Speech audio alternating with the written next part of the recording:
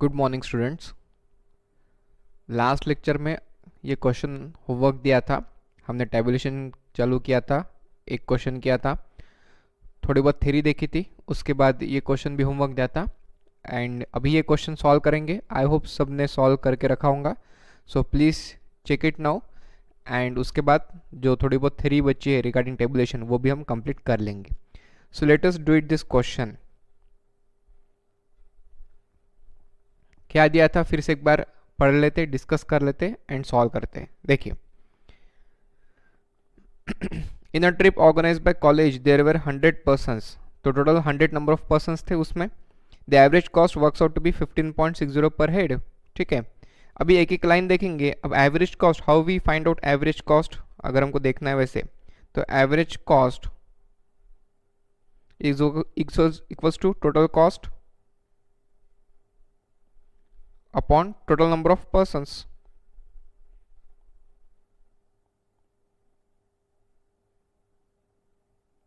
ठीक है ना। अभी average cost works out to be 15.60, total cost that we don't know and upon total number of persons 100 दिए, therefore total cost कितना होगा 1560। हालांकि इतना लिखने की जरूरत नहीं है, बट आपको एक्सप्लेन करने के हिसाब से मैंने लिख के दिया। तो एवरेज कॉस्ट आपको 15.60 दिया है ऑफ 100 पर्सन्स। टोटल कॉस्ट कितनी होगी 1560। 1560 15.60 इंटू 100 करें तो 1560 टोटल कॉस्ट आ जाएगी। ठीक है, आगे बढ़ते हैं। Now there were 80 students, each of whom paid ₹16। तो 100 में से 80 स्टूडेंट थे, हर एक ने 16 रुपये दिए हुए। Members of teaching staff they charge at higher rate. अब टीचिंग स्टाफ मेंबर कितने थे वो बताया नहीं, और उनसे कितने चार्जेस लिए गए वो भी बताया नहीं। दे वे चार्ज एट हायर रेट, उनको ज़्यादा रेट चार्ज किया गया, इतना बोला गया है। The number of servants were 6 all males and they were not charged. कि साथ में सर्वेंट्स भी लेके गए हम, तो ट्रिप में सर्वेंट्स लेके गए तो खुद के एंजॉयमेंट के लिए नहीं आए, वो हमारा सामान उठाने के लिए आए, आपका सामान उठाने के लिए आए बेचारे, तो उसके हिसाब से उनसे डेफिनेटली कुछ चार्जेस नहीं लेने वाले। दे आर ऑल मेल्स, ये भी बताया गया कि वो सभी के सभी मेल्स है। The number of ladies was 20% of the total of which 2 were ladies staff members. Tabulate above information in proper tabular form. तो सबसे पहले हमें क्लासिफिकेशन हेड्स क्या रहेंगे वो पहले डिसाइड करना पड़ेगा, because we know that classification precedes tabulation. Classification जो है वो टेबुलेशन के पहले करना पड़ता है, तो हमको क्लासिफिकेशन हेड्स की क्या क्या हेड्स बनेंगे उसके बारे में हमको थोड़ी चर्चा करनी पड़ेगी। अब क्या क्या बनेंगे इसमें, सबसे पहले हमारे यहाँ पे नंबर ऑफ पर्सन्स आएंगे, तो उसमें स्टूडेंट्स है, देन और कौन कौन है, टीचिंग स्टाफ मेंबर्स है एंड सर्वेंट्स है। ये तीन कैटेगरी होगी, students, teaching staff member and servants. Then उसमें मेल्स एंड फीमेल्स भी है, तो वो भी आ जाएगा। उसके हिसाब से टोटल नंबर ऑफ पर्सन्स भी आ जाएंगे।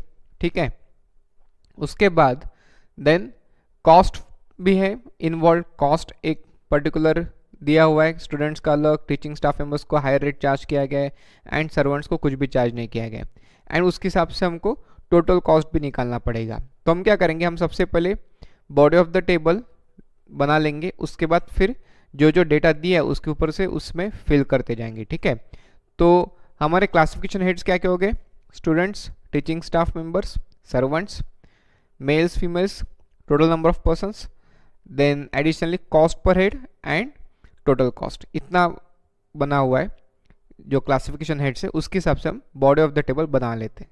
ठीक है, तो ये हो गई हमारी बॉडी ऑफ द टेबल, जिसमें स्टूडेंट्स, टीचिंग स्टाफ, सर्वेंट्स आ गया, उसके साथ साथ मेल्स फीमेल्स ले लिया, टोटल नंबर ऑफ पर्सन्स भी ले लिए। ठीक है, कॉस्ट पर हेड आ गया एंड टोटल कॉस्ट ये भी आ गया। देन मैंने बॉक्स को नंबरिंग भी किया, आपको करने की ज़रूरत नहीं, बिकॉज मैं आपको कुछ पूछूंगा, आप बोलेंगे सर वहाँ लिखो, तो वहाँ लिखो यानी कहाँ लिखो मुझे समझेंगे नहीं, तो you may call it as box number. आप बॉक्स नंबर बोल सकते हैं, मैं वहाँ पे लिखते जाऊँगा। ठीक है, अब जैसे जैसे हमने क्लासिफिकेशन हेड्स डिसाइड किया था वैसे वैसे हमने उसके हिसाब से बॉडी ऑफ द टेबल बना लिया। अभी एक एक फिर से लाइन पढ़ते जाते हैं एंड टेबल को फिल करते जाते हैं। देखो, in a trip organise by college there were 100 persons. अब टोटल पर्सन्स कितने थे ट्रिप को जाने ले 100, तो कहाँ लिखूंगा, यहाँ पे लिखूंगा क्या 9 नंबर में लिखूंगा, तो क्या हो जाएगा ये स्टूडेंट्स हो जाएगा, तो गड़बड़ हो जाएगा। अगर 10 नंबर में लिखूंगा तो टीचिंग स्टाफ मेंबर हो जाएगा और गड़बड़। 11 नंबर में लिखूंगा तो स्टूडेंट्स हो जाएगा और गड़बड़।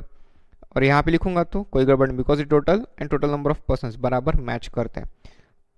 तो मैं 12 नंबर के बॉक्स में लिख रहा हूँ देर are 100 persons.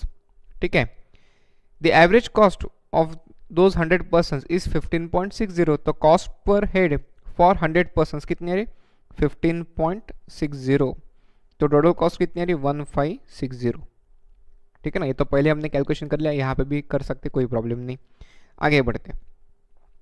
There were 80 students each of whom paid ₹16। तो स्टूडेंट्स कितने हैं, 80। अभी students includes both girls and boys, यहाँ पे ऐसे कुछ बोला है क्या कि बॉयज़ आर देयर या गर्ल्स आर देयर, नहीं, 80 स्टूडेंट्स बोला है। तो मैं यहाँ पे स्टूडेंट्स में टोटल नंबर ऑफ पर्सन्स में लिख देता हूँ 80, यानी 9 के बॉक्स में लिख देता हूँ 80। ठीक है, now they have been charge ₹16, उनसे 16 रुपये लिए गए। तो कहाँ लिखूँ, 13 नंबर के बॉक्स में लिख देता हूँ 16 रुपये। ठीक है, तो 18, ठीक है ना, तो यहाँ पे 80 स्टूडेंट्स थे एंड कॉस्ट पर हेड कितना है, 16 रुपये। तो 80 और कॉस्ट पर हेड 16। तो total cost from students recover कितनी हुई, 1280। बहुत डिफिकल्ट है क्या, 80 स्टूडेंट्स ने 16 रुपये दिए पर हेड, तो टोटल कॉस्ट कितना हो जाएगी, 1280। ठीक है, जितना डेटा दिया था वैसे वैसे फिल करते गए। आगे, members of teaching staff were charge at higher rate. अब टीचिंग स्टाफ मेंबर कितना था वो हमको पता नहीं, and they were charge at higher rate. तो हायर रेट है ना, ऑब्वियसली 16 रुपये से ज़्यादा होगा, तो जितना आएगा उतना देखते। The number of servants were 6 all males and they were not charge. तो टोटल नंबर ऑफ सर्वेंट्स कितने थे, 6, दे आर ऑल मेल्स, तो सभी मेल्स थे, इसलिए 3rd नंबर के बॉक्स में लिख दूंगा। And 0 females in servants and they were not charge. तो कॉस्ट पर हेड कितना है, 0, 0 इंटू 6 0, कोई प्रॉब्लम नहीं। ठीक है, देन अगर आप यहाँ पे देखोगे कि 1560 टोटल कॉस्ट है। ठीक है, उसमें से 1280 पेड बाय स्टूडेंट्स, 1280 जो है वो स्टूडेंट्स लोगों ने पे किया हुआ है। तो रिमेनिंग कितना हो गया, 1560 माइनस 1280 कितना आएगा, 280। तो 280 कितने पे किए, किसने पे किए, टीचिंग स्टाफ मेंबर्स ने पे किए। ठीक है ना, तो हमने जो हिडन वैल्यू निकाली ऐसे समझ लो कि टीचिंग स्टाफ मेंबर्स ने कितना पे किया, दिया नहीं था। टोटल कॉस्ट हमको पता है 1560, स्टूडेंट ने पे किया 1280, तो 1560 माइनस 1280 आ गया 280। अब यहाँ पे टीचिंग स्टाफ मेंबर्स कितना है, तो अगर देखोगे देर आर 100 पर्सन्स, उसमें से 6 सर्वेंट्स है और 80 जो है क्या है, स्टूडेंट्स है। तो 100 माइनस 80 माइनस 6 करोगे तो कितना आता है, 14। तो total number of teaching staff members कितने हो गए, 14। अभी 14 लोगों ने 280 रुपीज़ पे किए हैं, यहाँ पे आपको दिख रहा है 14 लोगों ने 280 रुपीज़ पे किए। तो 280 डिवाइड बाय 14 करेंगे, 280 डिवाइड बाय 14 कितना आएगा, 20 रुपीज़। तो टीचिंग स्टाफ मेंबर्स में कितने पे किए, 20 रुपीज़ पे किए। सिंपल है, तो 40 इंटू 20 280 बराबर आ जाता है। तो cost per head and total cost बराबर मैच कर लेता है। ठीक है, आगे बढ़ते हैं।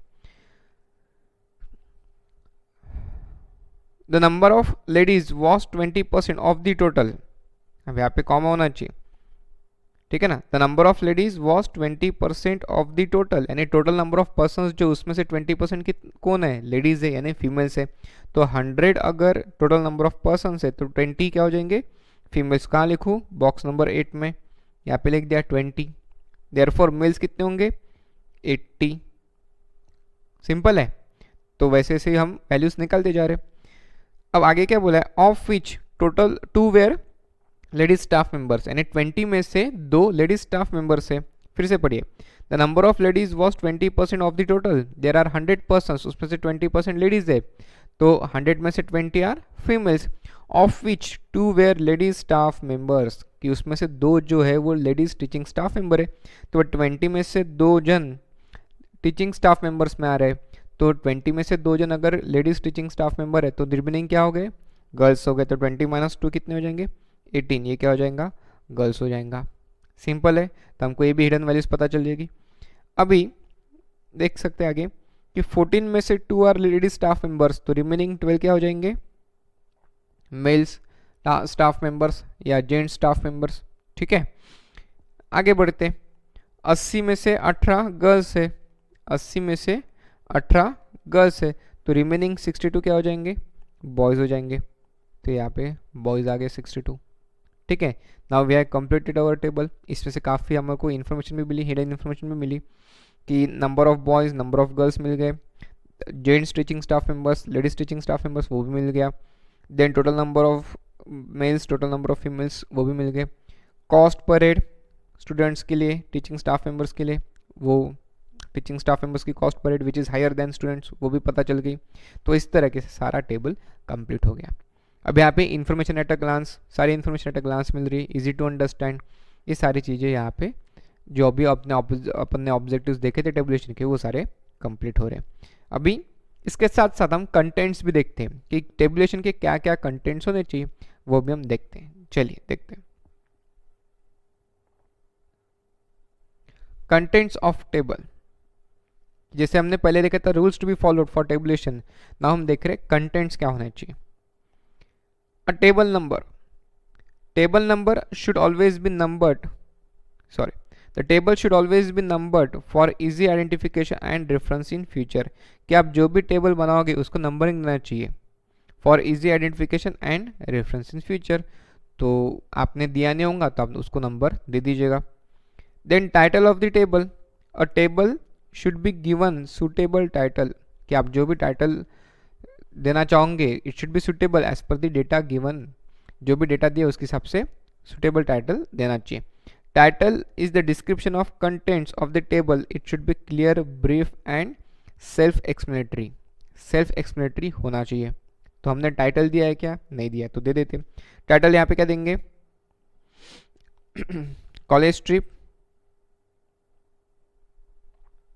अब और कोई जो सुटेबल टाइटल है वो आप दे सकते हो, ठीक है ना।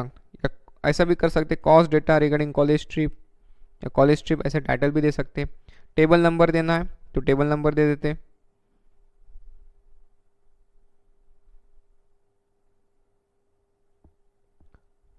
वन 1.0 टेबल नंबर भी हमने दे दिया एंड टाइटल भी दे दिया, ठीक है।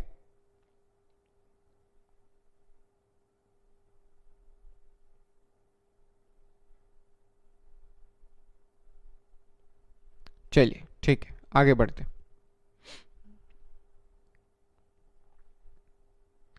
कैप्शन, कैप्शन यानी क्या होता है, column heading is called as caption.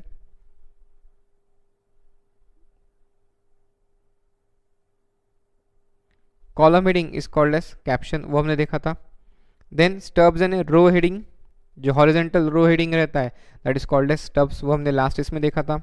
Body, body ने क्या होता है देखिए, the body of the table contains the numerical information, this is the most vital part of the table, सबसे important part of the table का, that is called as body of the table. Data presented in the body arrange according to the description and classification of the caption and stubs. तो हम यहाँ पे data जो भी present करते हैं that is as per the caption and stubs descriptions. यहाँ पे हमने जैसे this is called as stubs, है ना, row heading these are called as stubs and these are called as captions. तो हमने यहाँ पे डेटा जो भी अरेंज किया in the body of the table that is as per the stubs and the captions. Then units, while making entries in the table the respective units if any of the data entered should be clearly mentioned। कि जैसे हमने हमारे इस table में cost structure है, cost per head and total cost. अभी बताइए cost in pound है, कॉस्ट इन डॉलर है, कॉस्ट इन रुपीज़ है। अपन इंडिया में तो रुपीज़ की बात करेंगे भैया, अगर यूके में रहते तो कॉस्ट इन पाउंड रहा रहता, या यूएस में रह रहते तो कॉस्ट इन डॉलर रहा रहता। तो हमको वो पता होना चाहिए कि हमारी कॉस्ट किस में है, तो कॉस्ट पर हेड है तो इन रुपीज़ है, तो हम यहाँ पे यूनिट मेंशन कर देते हैं, तो यहाँ पे रुपीज़ का साइन डाल देते हैं। Again rupees in 100, rupees in 1000 होगा तो वैसे भी हम लिख सकते हैं। यहाँ पे नॉर्मल रुपीज़ है तो रुपीज़ का साइन हमने डाल दिया कि हमारा जो है इंडियन रुपी के हिसाब से यहाँ पे कॉस्ट स्ट्रक्चर दिया हुआ है, ठीक है। आगे बढ़ते हैं। अभी हम क्या करें, प्रॉब्लम के साथ साथ ही कंटेंट्स पढ़ते जा रहे हैं। प्रॉब्लम कर ले उसके साथ साथ कंटेंट्स पढ़ते जाए तो हमको और इजी जाता है समझने के लिए। Totals of each row and column वो आपने दिखाया हुआ है। देन हेड नोट, अब हेड नोट क्या रहता है देखिए, it is a brief explanatory statement applying to all और major part, applying to all और major part of the material in the table and in placed below the title enclosed in the brackets।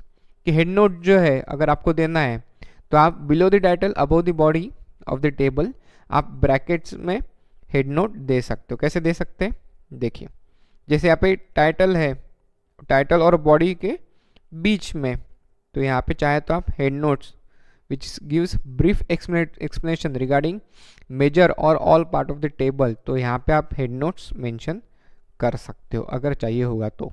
ठीक है, आगे footnotes। footnotes anything in table that a reader may find difficult to understand from the title, caption or stubs should be explained in footnotes। if footnotes are needed they are placed directly below the body of the table।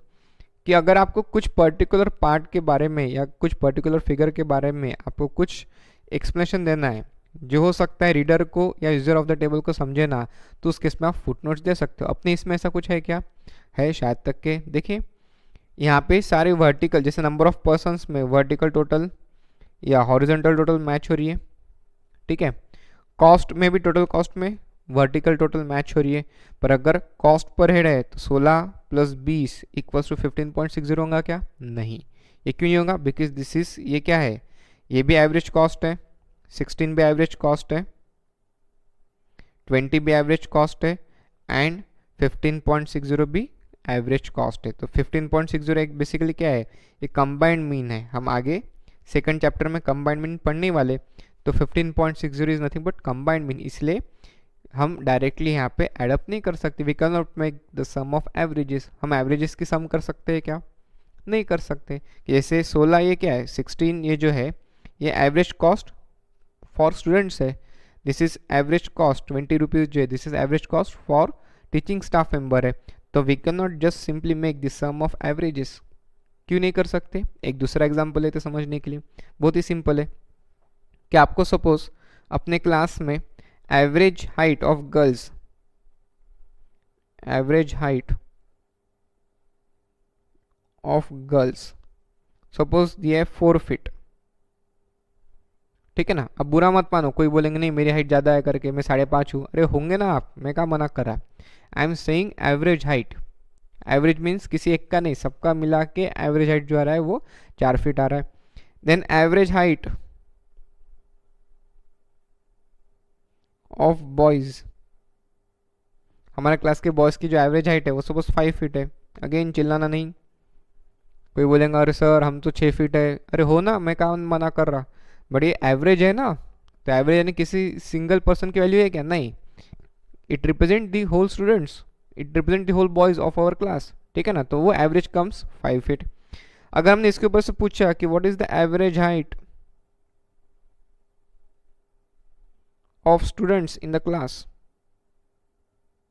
अब students includes all boys and girls, दोनों include होते हैं ना boys and girls, तो आप क्या 4 + 5 9 feet बोलेंगे क्या, 9 फीट का इंडिया में कोई इंसान भी है क्या, उसकी एवरेज हाइट ऊपर से 9 फीट आएंगे, ऐसा भी हो सकता है क्या, तो ये तो गलत हो जाएगा, 9 फीट गलत हो जाएगा, 9 फीट कोई किसी की एवरेज हाइट हो सकती है क्या, नहीं।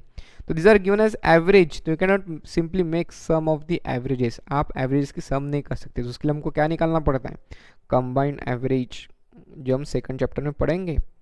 कंबाइंड एवरेज, या आप में से कुछ लोगों ने थोड़ा बहुत कभी ये सीखा होगा कि that is x1 bar into n1 plus x2 bar into n2 upon n1 plus n2, this is the formula of combined average. तो क्या रहता है सेकंड चैप्टर में हम डेफिनेटली पढ़ेंगे। तो यहाँ पे हमको एक चीज़ पता चल रही है कि we can not make sum of averages, for that matter we need to calculate combined average. उसी प्रकार से यहाँ पे जो है ये 16 रुपीज़ जो है ये एवरेज कॉस्ट फॉर स्टूडेंट्स है, 20 रुपीज़ जो है ये एवरेज कॉस्ट फॉर टीचर्स है, एंड 0 ये average cost for servants, because हमने उनसे कुछ भी लिया नहीं है। तो इन सब की टोटल हम ऐसे नहीं कर सकते, because this is combined mean of all 3 averages, ये तीनों एवरेजेस की कंबाइंड मीन लिया हुआ है। तो अब आपको हो सकता है ये रीडर जो है आपको बार बार पूछेंगे कि सब जगह तो टोटल मैच हो रही है, यहाँ पे तो टोटल मैच नहीं हो रही है, तो हम क्या करेंगे, वहाँ पे एस्टिक मार्क देंगे और यहाँ पे फुट नोट देंगे।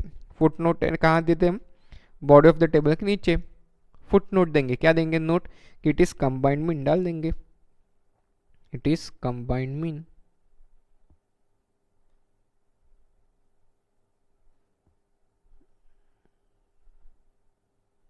It is combined mean cost डाल देंगे कि नीचे हमने डाल दिया कि कंबाइंड मीन कॉस्ट है करके स्टार मार्क करके, यानी हमारे जो रीडर है या जो यूज़र ऑफ द टेबल है उनको पता चलेगा कि अच्छा वो कंबाइंड मीन कॉस्ट है, तीनों की मिला के कंबाइंड मीन निकाल के उतनी कॉस्ट आती है 15.60, इसलिए वो टोटल मैच नहीं कर रही है। ठीक है, सिंपल है। ओके, आगे बढ़ते हैं। तो फुटनोट कहाँ दिया जाता है? Anything in table, anything in table that reader may find difficult to understand from the title, caption or stubs should be explained in footnotes.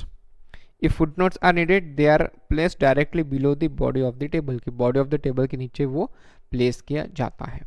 Then source note.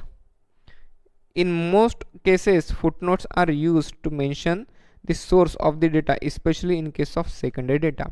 कि जब भी आप सेकेंडरी डेटा यूज़ करते हो तब आपको सोर्स नोट देना पड़ता है। सोर्स नोट यानी आपने वो डेटा कहाँ से लिया, बिकॉज अगर मैं सेकेंडरी डेटा यूज़ करता हूँ तो definitely will going to ask me कि सर आप ये डेटा कहाँ से लिया, आप ऐसे कैसे बोल सकते हो करके। तो I will put a source कि हमने कोई वेबसाइट से डेटा लिया होगा तो वो एज अ सोर्स नोट पे डालेंगे, अगर कोई मैगजीन से हमने डेटा लिया होगा तो वो हम सोर्स नोट पे मेंशन करेंगे।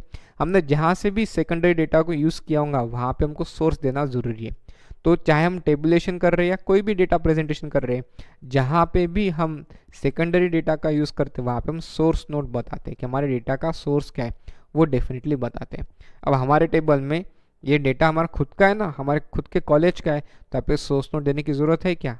नहीं, because this is primary data, हमारे खुद के कॉलेज का डेटा, हमें किसी और से तो डेटा लिया है, हमारा खुद का डेटा है, तो हमको यहाँ पे सोर्स नोट बताने की ज़रूरत नहीं।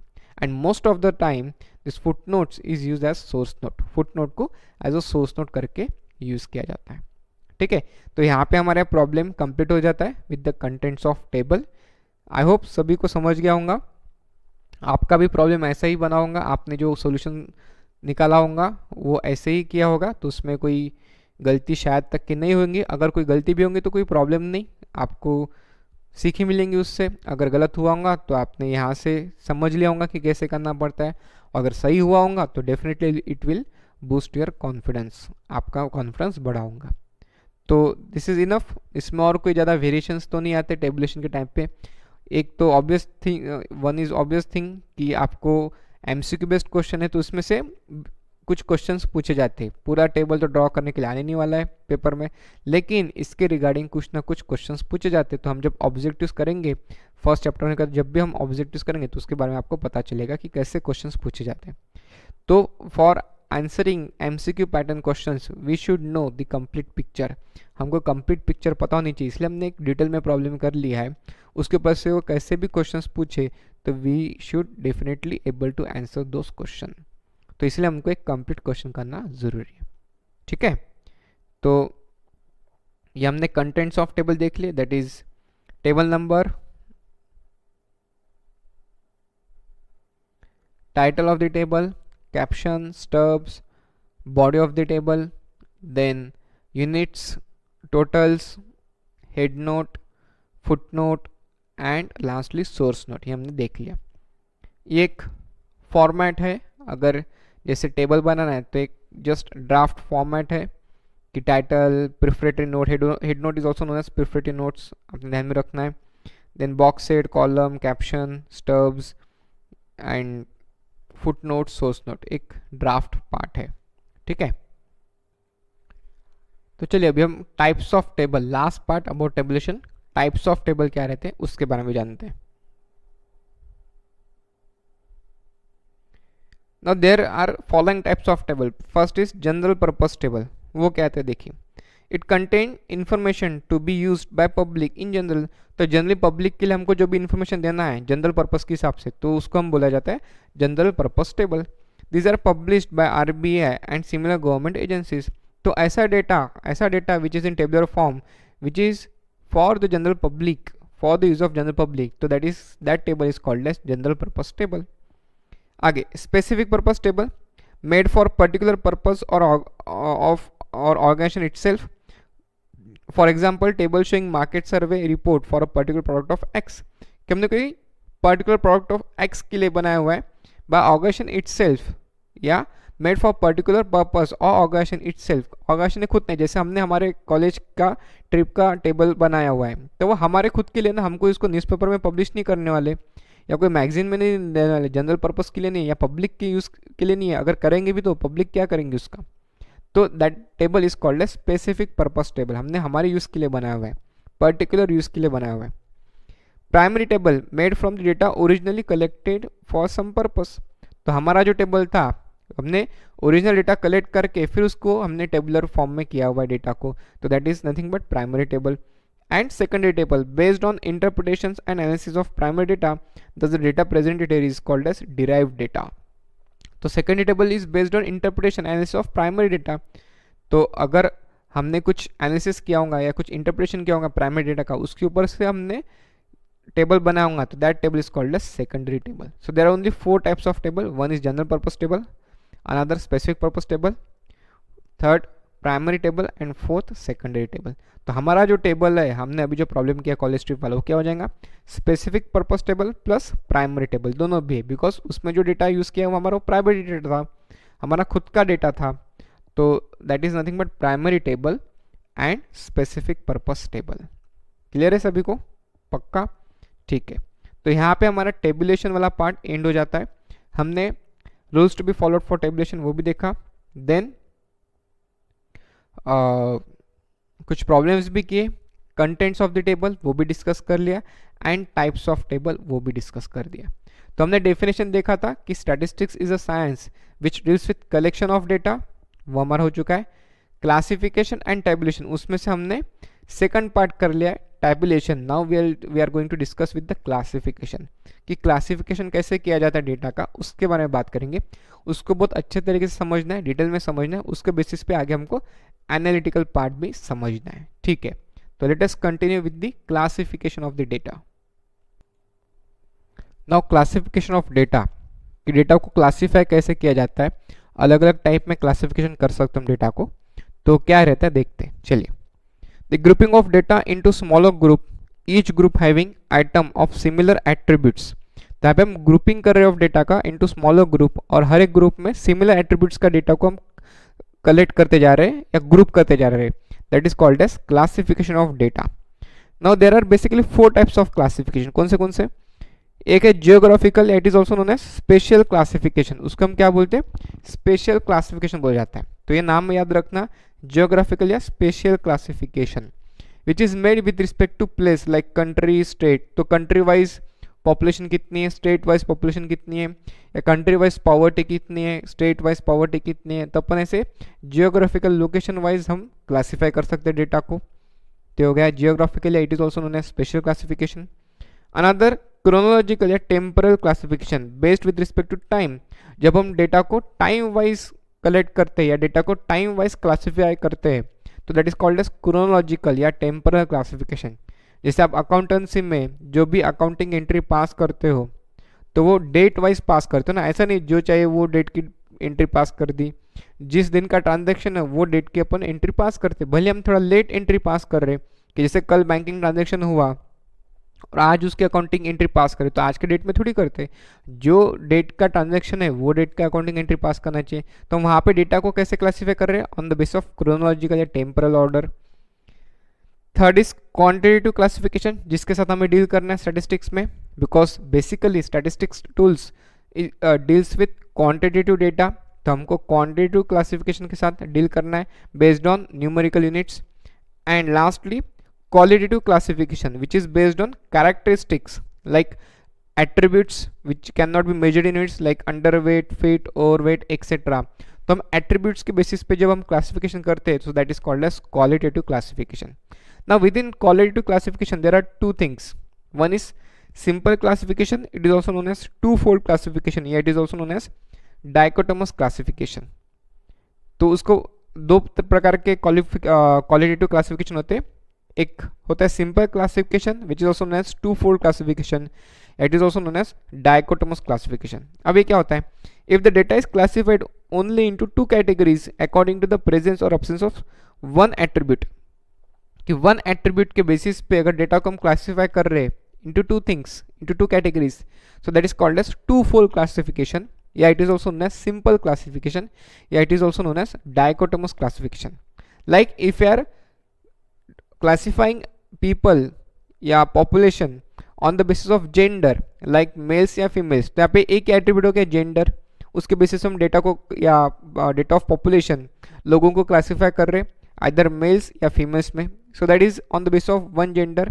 या लिटरेसी यानी साक्षरता बोलते हैं जिसको, literacy on the basis of हम पॉपुलेशन ऑफ इंडिया को क्लासिफाई कर रहे हैं, तो आइदर पॉपुलेशन ऑफ इंडिया में बी लिटरेट और इलिटरेट. अब यहाँ पे क्या हो रहा है, एक ही एट्रीब्यूट दैट इज लिटरेसी या एजुकेशन, उसके बेसिस पे हम पॉपुलेशन को कैटेगराइज कर रहे हैं या क्लासिफाई कर रहे हैं कि आइदर लिटरेट पॉपुलेशन या इलिटरेट पॉपुलेशन, तो एक एट्रीब्यूट के ऊपर डिपेंड करता है. तो इसी को बोला जाता है सिंपल क्लासिफिकेशन या टू फोल्ड क्लासिफिकेशन, या that is also known as dichotomous classification. इसको थोड़ा ध्यान में रखना पड़ेगा आपको, डाइकोटोमस क्लासिफिकेशन, ठीक है ना. अनदर टाइप ऑफ क्लासिफिकेशन होता है that is called as many fold classification which is based on more than one attributes. जब हम डेटा को एक से ज़्यादा एट्रीब्यूट्स के बेसिस पे क्लासिफाई करते हैं, that is called as manifold classification. जैसे हमने coffee drinker non coffee drinker का प्रॉब्लम किया था, टेबुलेशन का फर्स्ट प्रॉब्लम, तो इसमें क्या था, जेंडर भी था मेल्स एंड फीमेल्स, उसके साथ साथ कॉफ़ी हैबिट कि कॉफ़ी ड्रिंकिंग लोग है कि नॉन कॉफी ड्रिंकर्स है, तो कॉफ़ी हैबिट के ऊपर से हमने क्लासीफाई किया था. तो that was nothing but manifold classification which is based on more than one attributes. तो जब data is classified on the basis of one attribute, it is called as dichotomous या सिंपल या two-fold classification. When data is classified on the basis of more than one attribute, that is called as manifold classification. So these two are the types under qualitative classification. ठीक है, तो हमने देखा there are basically four types of classification. One is geographical, another chronological, third is quantitative, and last is qualitative classification. Within qualitative classification there is simple classification, yeah, it is also called as dichotomous, या it is also called as two fold classification and manifold classification. दूसरा कौन सा था, manifold classification. तो उतना आपको ध्यान में रखना पड़ेगा टाइप्स ऑफ क्लासिफिकेशन में. अब ऑब्जेक्टिव क्या रहते हैं कि क्लासिफिकेशन क्यों करना चाहिए, जैसे हमने टेबुलेशन का ऑब्जेक्टिव देखे थे वैसे सिमिलर है क्लासिफिकेशन के objectives. To make data easy to understand, obvious बात है. To reduce size of data, raw data बहुत फैला हुआ रहता है, बहुत ज़्यादा उसका साइज रहता है, उसको रिड्यूस करने के हिसाब से हम क्लासीफाई करते हैं डेटा को. To group data having similar characteristics, जो डेटा के कैरेक्टरिस्टिक्स सिमिलर है उसका हम ग्रुपिंग करते जाते हैं, तो एनालिसिस के लिए यूज हो जाता है. To make data in form ready for further analysis and interpretation, अगर आपको एनालिसिस करना है एंड आगे इंटरप्रिटेशन करना है तो first you need to classify the data. खाली डेटा कलेक्ट करके आप डायरेक्टली एनालिसिस नहीं कर सकते, पहले आपको क्लासीफाई करना पड़ेगा, उसके बाद आप एनालिटिकल टूल्स उसमें अप्लाई कर पाओगे. To make easy to comparison between the data, अगर डेटा के बीच में कंपेरिजन करना है तो उसके लिए भी क्लासिफिकेशन जरूरी है.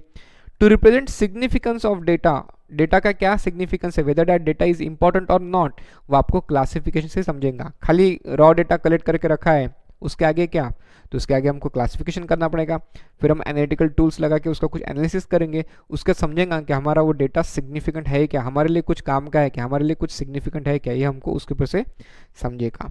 तो these are the objectives of classification. ठीक है, क्लियर है सभी को, पक्का, ओके. नाउ आगे types of distribution, that is frequency distribution. There are two types of frequency distribution, discrete frequency distribution and continuous, या it is also known as group frequency distribution. Variables के ऊपर से frequency distribution आता है, discrete and continuous. Basically हमको यहाँ पे quantitative data का क्लासिफिकेशन देखना है, तो हम क्वांटिटेटिव डेटा को दो टाइप में डिस्ट्रीब्यूट करते हैं, either discrete frequency distribution and continuous frequency distribution. तो इसके बारे में भी थोड़ा सा चर्चा करते हैं. चलिए, तो हम थोड़ा सा भी जानते हैं डिस्क्रीट फ्रीक्वेंसी डिस्ट्रीब्यूशन के बारे में, कि जैसे आपको यहाँ पे वैल्यूज़ दिए हैं 2, 5, 8, 10, 12, ऐसे कुछ ना कुछ आपको वैल्यूज़ दिए हैं, तो उसका हमको डिस्क्रीट फ्रीक्वेंसी डिस्ट्रीब्यूशन करना है. तो सबसे पहले हम ये जो वैल्यूज़ है उसको एक असेंडिंग ऑर्डर में अरेंज कर सकते हैं, है ना, और हमको डायरेक्टली फ्रीक्वेंसी डिस्ट्रीब्यूशन करना है, तो हम बोलते हैं x having values.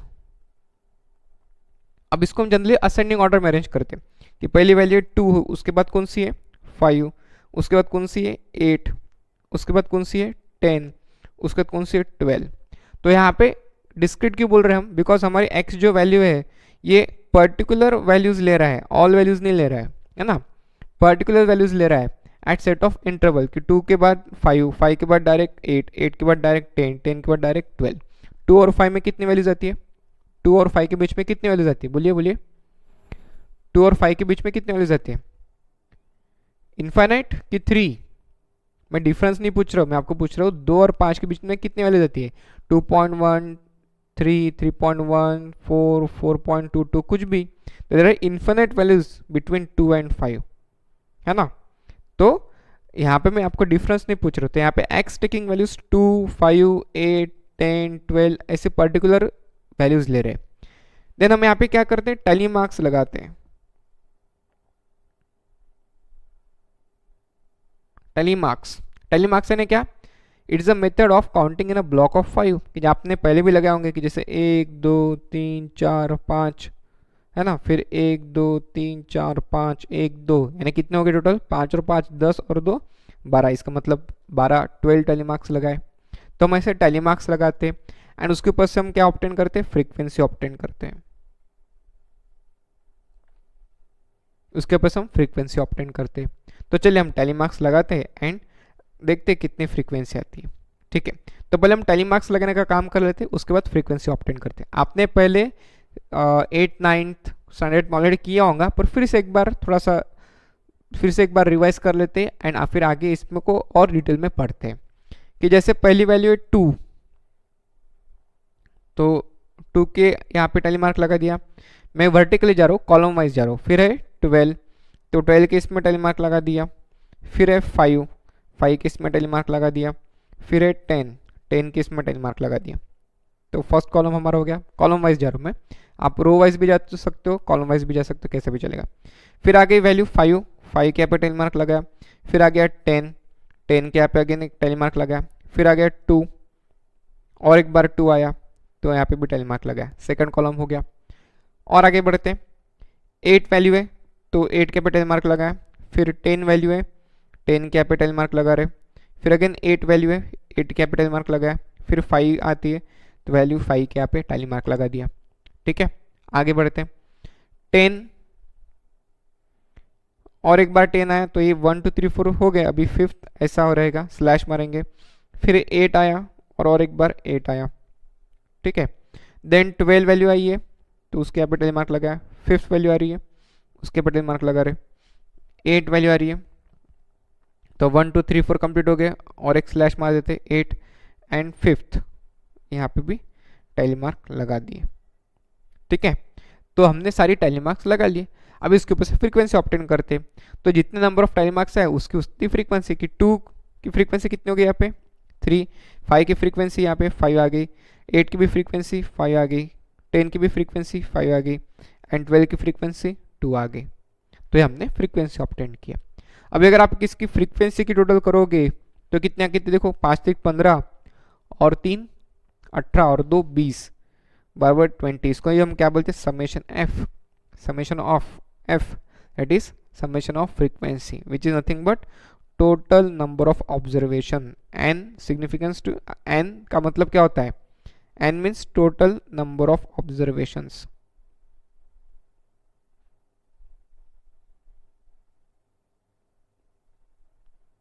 Total number of observations, N का मतलब होता है टोटल नंबर ऑफ ऑब्जर्वेशन। तो यहाँ पे जहाँ पे भी फ्रीक्वेंसी दी रहती है वहाँ पे N become summation F. N जो है वो आपका समेशन एफ हो जाता है। ठीक है ना, so that is called as total number of observation. ठीक है, तब 2 की फ्रीक्वेंसी 3 आई है, इसका मतलब क्या है कि पूरे डेटा में 2 जो है वैल्यू 2 जो है वो 3 टाइम्स रिपीट हुए। देखो एक यहाँ पे दिख रहा होगा, 1 2 नहीं 1 2 और 3, पूरे डेटा में 2 जो है वो 3 बार रिपीट हुआ है। 10 की फ्रीक्वेंसी 5 है, इसका मतलब क्या है? पूरे डेटा में 10 ये जो वैल्यू है ये 5 टाइम्स रिपीट है। देखो 1 2 3 4 5। तो फ्रीक्वेंसी का मतलब क्या होता है? Number of time that value repeats in the data, that is called as frequency. ध्यान में रखेंगे, ये बहुत लोगों को फ्रीक्वेंसी का मतलब भी पता नहीं रहता। वो अपना रेडियो मिर्ची की फ्रीक्वेंसी उनको लगता है 98.3 94.3 ऐसा कुछ। Frequency means number of time value repeats in the data, कितने बार वैल्यू रिपीट होती है डेटा में, that is called as frequency. तो हमने क्या किया, ग्रुपिंग किया कि यहाँ पे 2 वाले कितने फ्रीक्वेंसी है, 5 कितने बार आया हुआ है, 8 कितने बार आया है, 10 कितने बार आया है और 12 कितने बार आया है। फिर टैली मार्क्स लगा के हमने फ्रीक्वेंसी ऑब्टेन कर दिया। So this is called as discrete frequency distribution. उसको क्या बोला जाता है, डिस्क्रीट फ्रीक्वेंसी डिस्ट्रीब्यूशन। डिस्क्रीट क्यों, बिकॉज यहाँ पे एक्स टेकिंग पर्टिकुलर वैल्यूज, यहाँ पे पर्टिकुलर वैल्यू ले रहा है, इसलिए इसको हम बोल रहे हैं discrete frequency distribution. Sum of frequency is equal to total number of observation. अगर आप यहाँ पे नंबर ऑफ ऑब्जर्वेशन गिनोगे तो बराबर कितने 20 है, 20 नंबर ऑफ ऑब्जर्वेशन से, और बराबर हमारे समेशन एफ यानी टोटल फ्रीक्वेंसी भी कितनी आई 20 आई है। ठीक है, तो summation of F is nothing but N, that is total number of observations. Clear इतना, तो इसको बोला जाता है डिस्क्रीट फ्रीक्वेंसी डिस्ट्रीब्यूशन। क्या बोला जाता है, डिस्क्रीट फ्रीक्वेंसी डिस्ट्रीब्यूशन। ठीक है, तो आपको एक प्रॉब्लम करना है अभी के अभी, ये एक प्रॉब्लम जो है, एक मिनट,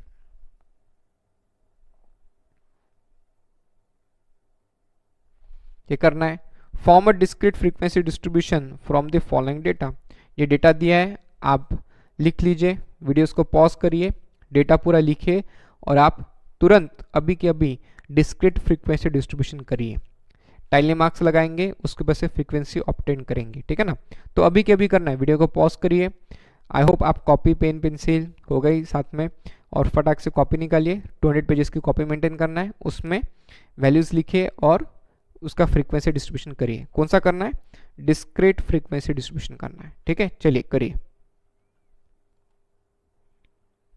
चलिए, आपका हो गया होगा, आपने शायद वीडियो पॉज करके बना लिया होगा, टाइम मार्क्स भी लगाऊंगे, फ्रीक्वेंसी भी ऑब्टेन कर लिया। एक बार फिर से हम करते हैं, तो अगर कुछ डाउट रहेगा होगा या कुछ प्रीवियस प्रॉब्लम का समझने होगा तो फिर से यहाँ पे क्लैरिटी हो जाएंगे। तो मैंने एक्स के लिए उसको पहले असेंडिंग ऑर्डर में लिख लिया। कौन से वैल्यूज आती है, 15 18 नहीं 15 16 18 20, उसका 25 आ रही है, और क्या आ रहा है 27 एंड 30, वो एक लाइन में लिख लिया। हम अब क्या कर रहे हैं, टाइली मार्क्स लगाने वाले, फिर उसके बाद उसके ऊपर से फ्रीक्वेंसी ऑब्टेन करने वाले। चलिए, पहली वैल्यू 15 को लगा दिया, फिर नेक्स्ट है 18 को लगा दिया, फिर से 18 है 18, फिर 30 को टाइली मार्क लगा दिया, फिर 16 को टाइली मार्क लगाया, 27 हो गया, 20 हो गया, 18 हो गया, 25 हो गया, और एक बार 25 हो गया, 18 हो गया, 20 लगा दिया, 25 लगा दिया टाइली मार्क, 16 लगा दिया, 20 हो गया, 18, यहाँ पे 5 कंप्लीट हो जाते हैं। ठीक है, फिर 16 लगा दिया, 20 लगा दिया, 15 कर दिया, 27 हो गया, 18 फिर से टाइम मार्क, 15 लगा दिया, 20 यहाँ पे भी 5 कंप्लीट हो गए, 18 और एक बार 16 लगा दिया एंड 20 लगा दिया। फटाफट टाइम मार्क लग गए। ठीक है ना, बहुत ज़्यादा टाइम लगता है, फटाफट होता है, पहले भी आप कर चुके होंगे। फिर से एक बार थोड़ा सा, to start with the classification, हम बेसिक कर रहे हैं, उसके बाद हम इसमें और आगे पढ़ेंगे। अभी टाइम मार्क लगा दिया, उसके बाद से फ्रीक्वेंसी ऑब्टेन करते, जितने टाइम मार्क्स लगा दिए उसकी फ्रीक्वेंसी। 15 की फ्रीक्वेंसी आ गई 3, 16 की फ्रीक्वेंसी आ गई 4, 18 की फ्रीक्वेंसी आ गई 7, 20 की फ्रीक्वेंसी आ गई 6, 25 की फ्रीक्वेंसी आ गई 3, 27 की फ्रीक्वेंसी आ गई 2 एंड 30 की फ्रीक्वेंसी आ गई 1। इसकी टोटल कर लो कितनी होती, 7 और 7 14 और 6 20 और 6 26 26। तो summation F total of frequency कितना आ गया 26, which is equals to total number of observation. आप देख लोगे ये दोनों भी 26 वैल्यूज आती है, देयर आर 26 वैल्यूज, और आपका बराबर फ्रीक्वेंसी की टोटल भी 26 आ गई। So this is nothing but called as discrete frequency distribution. यहाँ पे हमने डिस्क्रीट फ्रीक्वेंसी डिस्ट्रीब्यूशन किया है। तो फ्रीक्वेंसी कैसे ऑब्टेन करते हैं, बाय अप्लाइंग टाइली मार्क्स। इतना मैं डिटेल में क्यों बता रहा हूँ, बिकॉज अगेन फ्रीक्वेंसी डिस्ट्रीब्यूशन करने के लिए नहीं आएगा, बट इसके ऊपर से आपको कैसे भी एमसीक्यूज पूछ सकते हैं, तो हमको पूरी अंडरस्टैंडिंग होनी चाहिए, सो दैट एमसीक्यू कैसा भी है तो हम उसको डील कर सकते हैं। ठीक है, and what do mean by frequency, number of time that value repeats in the data. जैसे यहाँ पे 16 की फ्रीक्वेंसी 4 आ रही है, दैट मीन्स पूरे डेटा में 16 ये वैल्यू जो है वो 4 टाइम्स रिपीट हुआ है। 30 की फ्रीक्वेंसी 1 आ रही है, ना पूरे डेटा में 30 ये जो वैल्यू है सिर्फ एक ही बार आया हुआ है। 20 की फ्रीक्वेंसी 6 आई है, इसका मतलब क्या होता है, पूरे डेटा में 20 ये जो वैल्यू है ये 6 टाइम्स आई हुई है। तो that means frequency, number of time value repeats in the data. ठीक है, so this was all about discrete frequency distribution. आगे हम नेक्स्ट लेक्चर में कंटिन्यूस फ्रीक्वेंसी डिस्ट्रीब्यूशन पढ़ेंगे। उसमें हमको 3 टाइप्स पढ़ने हैं। कौन से? Exclusive, inclusive and open distribution. ये कंटिन्यूस से पढ़ना है, फिर आगे हम डेटा प्रेजेंटेशन की तरफ जाएंगे। ठीक है ना, तो ये बहुत बेसिक्स चल रहा है और बहुत इंपॉर्टेंट है, बिकॉज अब अभी यहाँ पे आप जो भी चीज़ पढ़ रहे हो ये सब सेकंड चैप्टर में काम में आने वाला है। ठीक है ना, और फिर सेकंड चैप्टर का थर्ड चैप्टर में, ऐसा सब इंटरलिंक्ड है। तो ये जो भी पढ़ रहे हो बहुत कॉशियसली पढ़ना, फोकसली पढ़ना, सारी चीज़ें पता होना चाहिए। कंटिन्यूस फ्रीक्वेंसी डिस्ट्रीब्यूशन में सारी चीज़ें पता होना चाहिए, बिकॉज आगे जाके फॉर्मूली जो है वो इंडिविजुअल, डिस्क्रीट एंड कंटिन्यूस के हिसाब से जस्ट मॉडिफाई होते जाते हैं। तो हम 1-2 फॉर्मूले ध्यान में रखते, बाकी सीरीज के हिसाब से उसको मॉडिफाई करते जाते हैं। तो हमको कम से कम फॉर्मूला ध्यान में रखना पड़ता है, और सीरीज जैसे बदल रही वैसे हम इजीली फॉर्मूला को मॉडिफाई कर सकते हैं। तो उसका बेनिफिट क्या मिलता है, we need to learn very limited formulae.